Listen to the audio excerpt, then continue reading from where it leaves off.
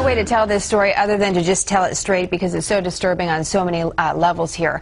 U.S. military records show that the Air Force dumped the remains of at least 274 American soldiers in a Virginia landfill, and that number is far greater than the military had previously acknowledged before stopping this secretive practice 3 years ago. Jennifer Griffin is live at the Pentagon with more on this. You just taken that image of the dump and you got so many things go through your mind, Jennifer. What was the Air Force doing with the remains of our troops?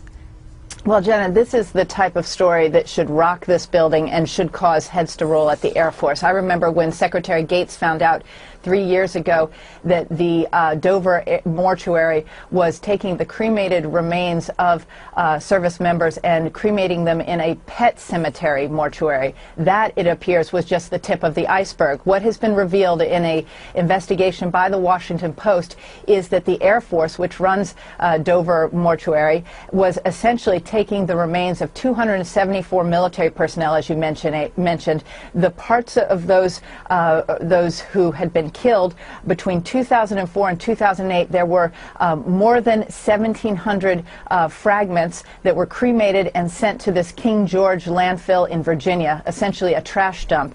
The revelations came about after a 4-year investigation by the widow of Sergeant Scott Smith. He was in a bomb disposal unit, had been killed in July 2006, and she kept asking questions of the Air Force where the remains of her husband had gone. Eventually she got the answer, and when she got the answer, she shared it with the Washington Post, and that's how we know about this story.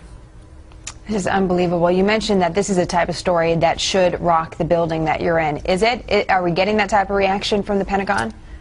Well, the Air Force has been slow to react. The Defense Secretary's spokesman, who I spoke to this morning, George Little, says that the Secretary is aware of the story and he is supporting right now a practice that began in 2008, which is to bury the cremated remains at sea.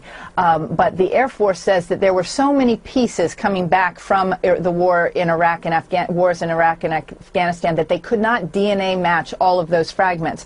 And what I know from my experience when I covered suicide bombings in Israel, Israel had a very, very quick system to match all the DNA of anybody who was killed in a suicide bomb blast so that they could be given a proper Jewish burial within 24 hours. So the fact that the Air Force says that there wasn't a technique to match those fragments just is not true from my experience. Jenna.